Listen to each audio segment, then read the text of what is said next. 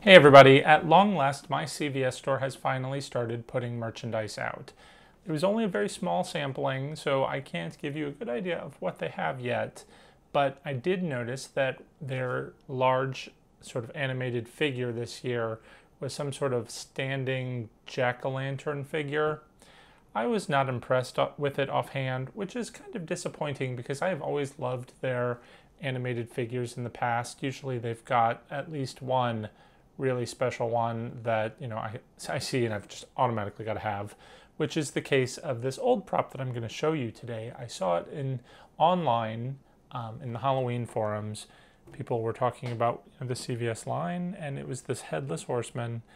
I had to have it. It doesn't go with anything in my Halloween haunt, but he looked awesome, and I'm going to show him to you today while we wait and hopefully, find out if CVS is going to have such a cool prop like it this year, or if we're just going to be stuck with the weird jack-o'-lantern guy.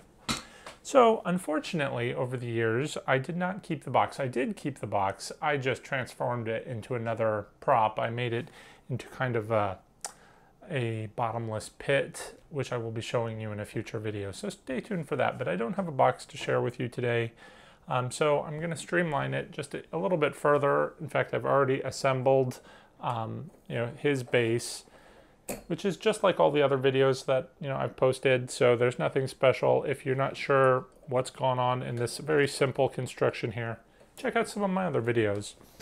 Pretty much all of the animated figures have the same setup, with the exception of maybe the Vincent and Serena from Grandin Road that I've done reviews on. They have a horrible base. These bases are nice.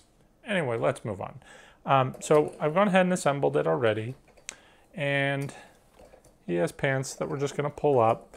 You can see he has these big plastic boots at the bottom that are connected to the base, so they're not going to move around like some of the other ones have in the past. And overall, I think it is pretty cool. So let's go ahead and stick his body piece on so you can see how tall he is, which I think just adds to his awesomeness.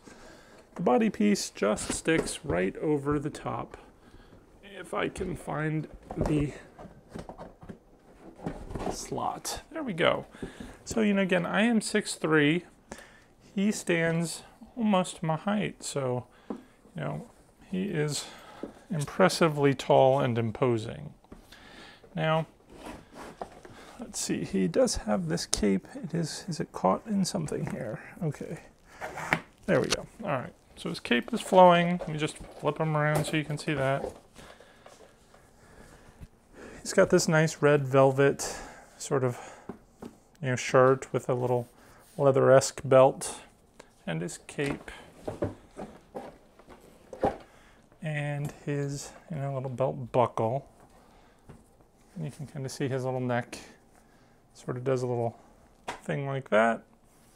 So if he did have a head, he would be very tall. Now this is actually the jack-o'-lantern that he holds, and I have it off for a reason. It actually unscrews with 4 screws. And I did not notice this until today. You can actually pop the whole hand assembly off. So I don't know if some other people have had some of the complaints I'm going to tell you about here in just a moment. But it does make it much easier to screw the jack-o'-lantern onto his hand. And I'm going to show you why we're going to do that in a minute. He also comes with this cool little axe, which just sort of slides into his hand here. Maybe. All right, there we go. Now, I've used him inside and outside. He is very cool, but the problem with putting him outside, all right, let's see if we can get his hand to stay into place, is that, I kept him like in the trees, so he's just kind of like off to the side, hiding as kind of an exit surprise. But you're not going to be able to use the motion sensor. I believe he has motion activated, so you have to improvise because that's just basically not going to be functioning for you. I forgot to put his pants on. His pants do loop around this hard plastic body shell, so that, you know, gives it a little bit more body. It doesn't look like he's just got that flat pant thing going on. So I'm only doing it in the front here just to save us a little bit of time, because I know these videos tend to go really long. But anyway, this is kind of cool. He's got a little, you know, it looks like his shirt has ripped, and you've got this old mesh material here, and you can see his rib cage, so it looks like a little skeleton. That's pretty cool. Little buttons. Now I have to find, like I said, I pretty much never used him with the sensors. All right, he does have in the very back here an access slot through his shirt, either that or it's just ripped, so that we can access the battery panel, which of course, as you know, my biggest pet peeve, we need a screwdriver. Fortunately, I have one. Let's see if we can get these batteries changed real quick. A little worried about this tiny little screw and the fact that I'll drop it and never see it again. I can't tell you how many times that's happened. All right, come on. We are almost there, I think. There we go. Uh-oh. I already felt the battery compartment fall off the cover, so we're gonna have to hunt for that here. Let's shake out. All right, let's just flip that up. I think it fell somewhere in here. Anyway, we'll deal with that later. It looks like it takes 3 AA batteries. It's really hard to see here. It's got a demo function, an off and an on. So the demo, he does have a little button on his arm that you can press to activate him. And I guess on will just be the motion activated. He might be sound activated too. Not entirely positive because, like I said, I didn't keep the box. Not in any condition. We can check again, but let's go ahead and add some fresh batteries in and see what happens when we press the button. All right, so 1, 2, 3. Just check one more time for that battery compartment cover. Where did it go? It's lost forever. Okay. I'm going to turn him to, well, he's on demo. Let's leave him on demo.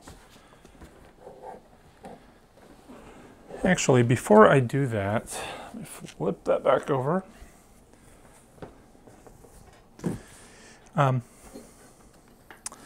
He has a wire somewhere here that runs through his arm. Let's see if we can find it now. As much as I love these props, I believe the line is called Spooky Village. They don't make it easy. Is that it? I think I have found it. It has worked its way back up his arm. But there is a wire here. I don't pull it too much to mess it up. I don't know which side is the one that's supposed to come out. There we go. Okay, so as this wire runs down his arm, it looks like it had been taped into place at some point. Might be a good idea to stick another piece of tape on there, but I'm not going to do that for now. Let's just pop his arm back on. And I am not going to screw the pumpkin jack-o'-lantern into place, but that's what it would look like. Maybe stay. All right. I am going to plug it in and hope it works. Let's press the button.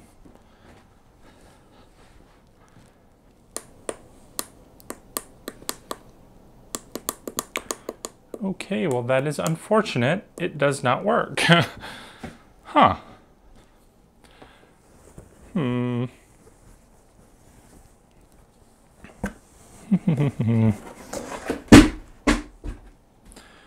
Nothing's easy. Okay, well, I think the battery wasn't pushed in all the way. Let's try this again. Just gonna grab my jack-o'-lantern one more time. He should still be on. Let's just plug him in again. I'll just hold it this time. And still nothing. Well, that is disappointing. So, Let's just unplug it again. I don't think it's my batteries. He might just be dead after all these years, or... Oh, well. This wire's now broken anyway. So the jack-o'-lantern wouldn't work. I think what happened is he used to just, you know, the jack-o'-lantern would light up and flash or something. So my problem with that is, again, the motion sensor would never work. So what I like to do is take a dollar store light up candle, the kind that sort of, you know, sparkles and changes color. And I just stash that up in there and then screw them back in. So let me do that real quick. Okay, so I'll just screw this back into place. It has 4 little screws that come with it, and they get lost very easy. I had to hunt for one that fell earlier today as I was unscrewing it just to save us a little time. So let's go ahead and... I'm not going to screw them all in right now. I'm just going to screw in the 2 so that it will stay in place. Give you an idea. Anyway, even if he doesn't work, he's very atmospheric, so I like him in that sense. And if I can get him to work, I will certainly post it at the end. Well, that's not going to go in there now. I will post it at the end of the video here, but I don't have too high of hopes. I think this is going to be a challenge. So I'm just going to, for the moment, just for this video, pop this hand back in and hope it stays. So, all right. He does have a little piece of Velcro here on his shirt that sticks onto his hand, so that's not going to ride up anywhere. But there we go. I know you probably can't see the glowing in the jack-o'-lantern here in this light, but at the end of the video I'll show you what that looks like in a little bit dimmer light. Maybe he'll be working, but you know, I doubt it. I think I'll be lucky if I can just find my battery cover, not that it makes any difference now. But there you go. He used to be probably my favorite of these animated figures. Now I'm not so sure anymore.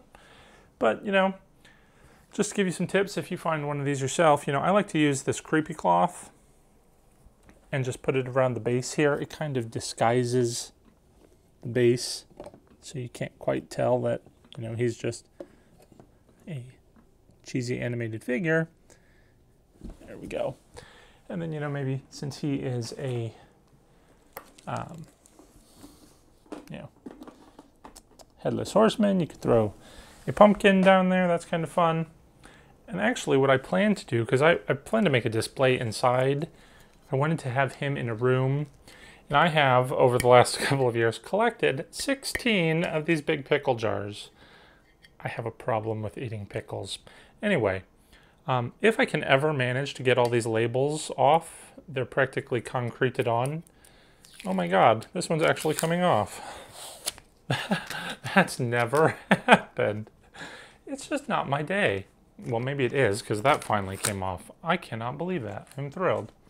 Anyway, I want to do those, that you may have seen it online too, where you can print out the pictures of the heads and in Photoshop adjust them so that when you sort of put it inside the jar and it's curved, it looks like you have a head in a jar.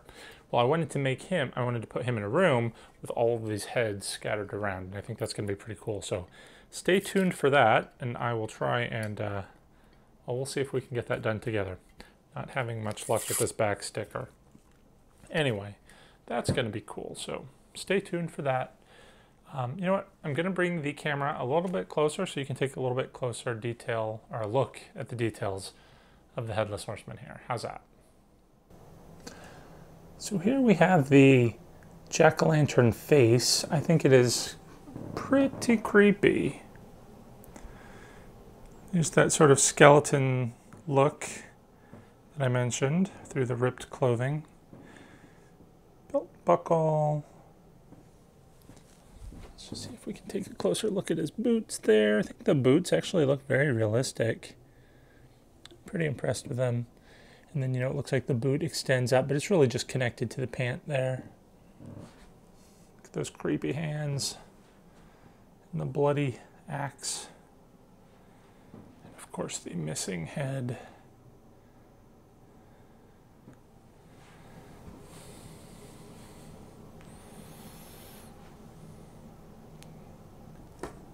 Okay, so there we go. I have tried, playing with the battery compartment. It's just not working. I did leave them outside a little bit for, a couple of seasons. I don't know if that had any effect on him working or not. It's kind of a shame. So I guess, we'll never know what he says. I'm sure it was probably something horrible. They always are. They have that background noise of, well, he probably had some horses galloping, as a lot of them do, and that would actually make sense in this situation. But usually it doesn't. Usually it's awful, and you can't understand any words because of all the background noise. That's my major complaint with all of these. But, again, now he is the strong and silent type, which is actually kind of creepier, so hey, there's a bonus with that.